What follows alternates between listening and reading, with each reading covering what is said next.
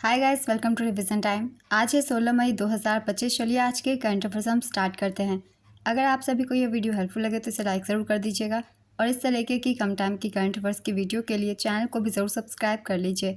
तो चलिए स्टार्ट करते हैं आज के सारे करंट अफेयर्स के क्वेश्चन, मगर उससे पहले जान लेते हैं 15 मई को पूछे गए क्वेश्चन का सही आंसर क्या है। 80वां विजय दिवस कहाँ आयोजित किया गया था? Option A Hanoi, option B Kerala, option C Kathmandu, option D Moscow. इसका सही आंसर है ऑप्शन डी मॉस्को।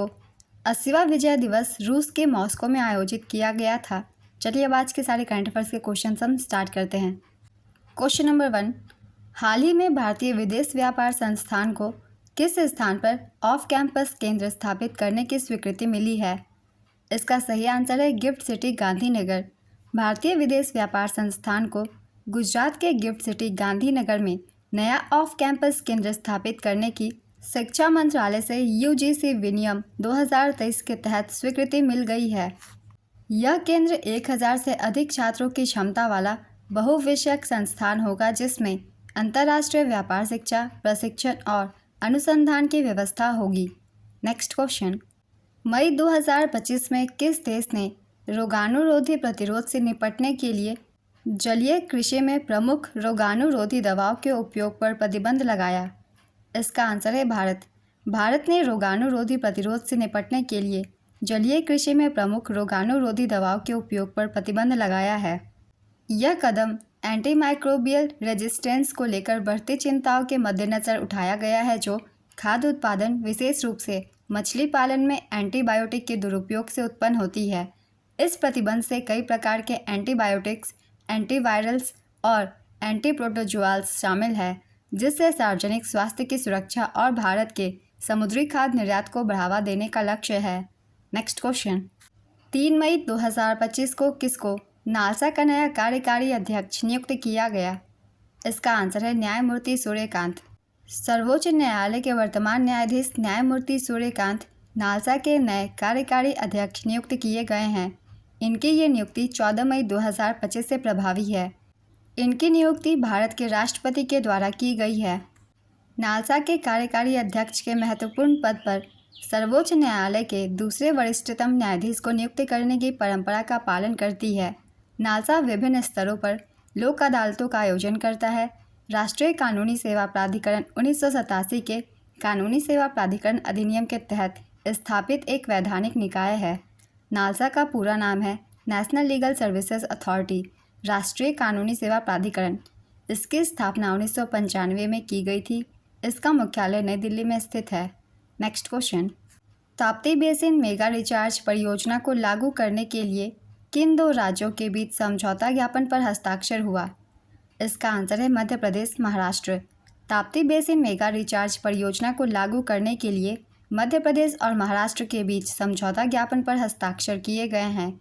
ये समझौता ज्ञापन 10 मई 2025 को भोपाल में हस्ताक्षर किए गए। मध्य प्रदेश के मुख्यमंत्री मोहन यादव और महाराष्ट्र के मुख्यमंत्री देवेंद्र फडणवीस ने समझौता ज्ञापन पर हस्ताक्षर किए, जो सतत विकास के लिए अंतर्राज्यीय नदी संसाधनों का दोहन करने के लिए एक नया प्रयास है। इसका उद्देश्य 5.78 लाख एकड़ भूमि को लाभ पहुंचाना और विदर्भ और उत्तरी महाराष्ट्र में सिंचाई को बढ़ावा देना है। मध्य प्रदेश सरकार ने पिछले साल उत्तर प्रदेश के साथ केन बेतवा लिंक परियोजना और राजस्थान के साथ पार्वती कालीसिंध चंबल परियोजना शुरू करने के बाद अपनी तीसरी प्रमुख जल पहल के रूप में इस परियोजना को शुरू किया था।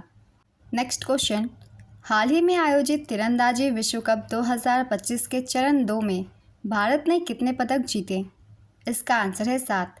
तीरंदाजी विश्व कप 2025 के चरण 2 में भारतीय तीरंदाजों ने 7 पदक जीते।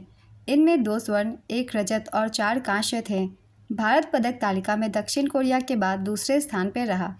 दक्षिण कोरिया ने 7 पदक हासिल कर पदक तालिका में पहला स्थान हासिल किया। इसने 5 स्वर्ण जीते। इसका आयोजन शंघाई, चीन में किया गया था 6 से 11 मई 2025 तक। 8 से 13 अप्रैल 2025 तक संयुक्त राज्य अमेरिका के फ्लोरिडा के ऑबर्नडेल में आयोजित 2025 तीरंदाजी विश्व कप के पहले चरण में भारतीय तीरंदाजी दल ने 4 पदक जीते थे। नेक्स्ट क्वेश्चन, 12 मई 2025 को किसकी जयंती पर अंतर्राष्ट्रीय नर्स दिवस मनाया गया? इसका आंसर है फ्लोरेंस नाइटिंगेल। फ्लोरेंस नाइटिंगेल की जयंती के कारण 12 मई को विश्व भर में अंतर्राष्ट्रीय नर्स दिवस मनाया जाता है। इस वर्ष की थीम थी our nurses our future, nurses care strengths the economy.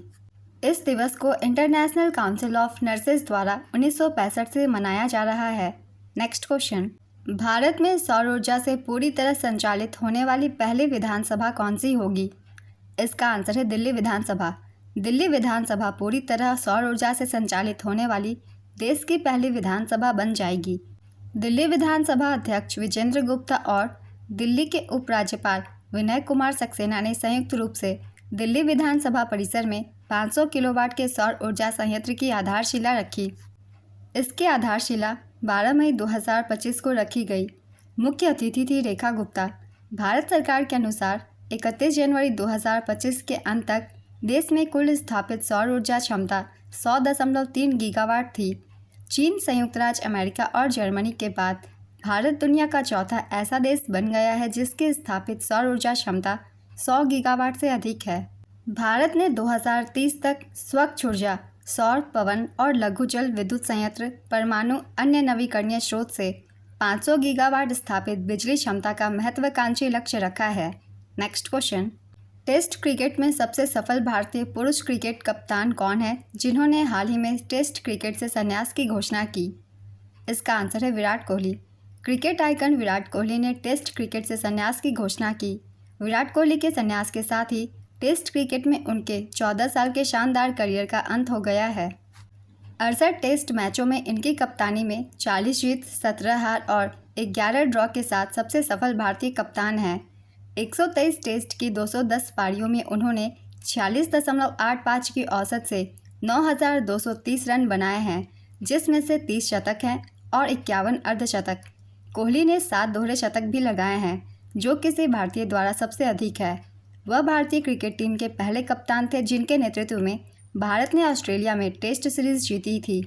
Next question, हाल ही में दिल्ली पुलिस ने स्कूल छोड़ने वाले बच्चों को शिक्षा प्रणाली से जोड़ने के लिए कौन सी पहल शुरू की है? इसका आंसर है नई दिशा। दिल्ली पुलिस ने स्कूल छोड़ने वाले बच्चों की शिक्षा प्रणाली से जोड़ने हेतु नई दिशा पहल शुरू की है। इस पहल का पूरा नाम है नई दिशा, जिसका अर्थ है शिक्षा की ओर लौटता मार्ग। इसका उद्देश्य स्कूल छोड़ चुके बच्चों को औपचारिक शिक्षा प्रणाली में फिर से शामिल करना है। नेक्स्ट क्वेश्चन, हाल ही में आयोजित मिस वर्ल्ड फेस्टिवल में किसको मानवतावादी पुरस्कार से सम्मानित किया गया? इसका आंसर है सोनू सूद। सोनू सूद को मिस वर्ल्ड फेस्टिवल में मानवतावादी पुरस्कार 2025 से सम्मानित किया जाएगा। सोनू सूद को 31 मई 2025 को हैदराबाद में 72वें मिस वर्ल्ड फेस्टिवल में प्रतिष्ठित मानवतावादी पुरस्कार से सम्मानित किया जाएगा। मिस वर्ल्ड ऑर्गेनाइजेशन ने कोविड-19 के दौरान उनके परोपकारी प्रयासों को मान्यता दी, जिसमें प्रवासी श्रमिकों और छात्रों के लिए राहत कार्य शामिल है। उनके सूद चैरिटी फाउंडेशन ने स्वास्थ्य सेवा, शिक्षा, कौशल विकास और आपदा राहत पहलों में योगदान दिया है। नेक्स्ट क्वेश्चन, हाल ही में भारतीय सेना को किस मिसाइल का नया बैच मिला है? इसका आंसर है इग्ला एस। भारतीय सेना को रूसी मूल की इग्ला एस मिसाइलों का नया बैच मिला है। ये मिसाइल पोर्टेबल, कंधे से दागी जाने वाले हथियार है। हेलीकॉप्टर, मानव रहित हवाई वाहन और कम गति वाले विमानों जैसे कम उड़ान वाले खतरों को बेअसर करने के लिए डिज़ाइन किया गया है। यह अधिकतम 6 किलोमीटर दूर और अधिकतम 3.5 किलोमीटर की ऊंचाई पर लक्ष्य को भेदने में सक्षम है। नेक्स्ट क्वेश्चन, पंडित लक्ष्मीचंद कलाकार सामाजिक सम्मान योजना किस राज्य में शुरू की गई है? इसका आंसर है हरियाणा। हरियाणा के मुख्यमंत्री नायब सिंह सैनी ने वरिष्ठ कलाकारों और विद्वानों के कल्याण के लिए पंडित लक्ष्मीचंद कलाकार सामाजिक सम्मान योजना की घोषणा की है। इस योजना के तहत पात्र कलाकारों को सरकार से वित्तीय सहायता के रूप में 10,000 रुपये का मासिक मानदेय मिलेगा। इस योजना का उद्देश्य कला के क्षेत्र में महत्वपूर्ण योगदान देने वाले वरिष्ठ कलाकारों और कला विद्वानों की वित्तीय और सामाजिक आर्थिक स्थिति में सुधार करना है। Next question, doctor Subbanna Ayyappan कौन थे जिनका हाल ही में निधन हो गया है? इसका आंसर है ICMR के पूर्व प्रमुख। पद्मश्री पुरस्कार से सम्मानित डॉक्टर सुबन्ना अयप्पन की संदिग्ध परिस्थिति में मौत हो गई है। वह कर्नाटक के श्रीरंगपट्टनम के निकट कावेरी नदी में मृत पाए गए थे। अयप्पन कृषि और मत्स्य पालन वैज्ञानिक थे और भारतीय कृषि अनुसंधान परिषद का नेतृत्व करने वाले पहले गैर फसल वैज्ञानिक थे। भारत की नीली क्रांति में अहम भूमिका निभाने वाले अयप्पन को 2022 में पद्मश्री दिया गया था। नेक्स्ट क्वेश्चन, लोक लेखा समिति के अध्यक्ष कौन बने हैं? इसका आंसर है के.सी. वेणुगोपाल।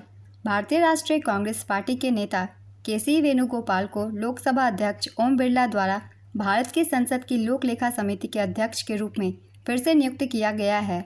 इनका कार्यकाल अप्रैल 2026 तक जारी रहेगा।